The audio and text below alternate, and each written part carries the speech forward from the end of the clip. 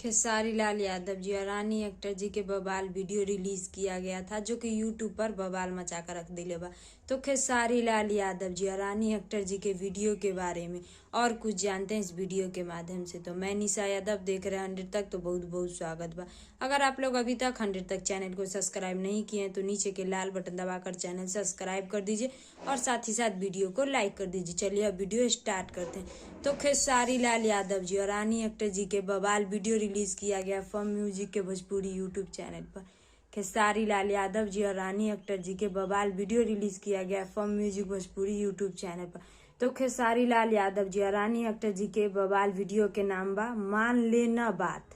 खेसारी लाल यादव जी और रानी अख्तर जी के बवाल वीडियो के नाम बा मान ले न बात।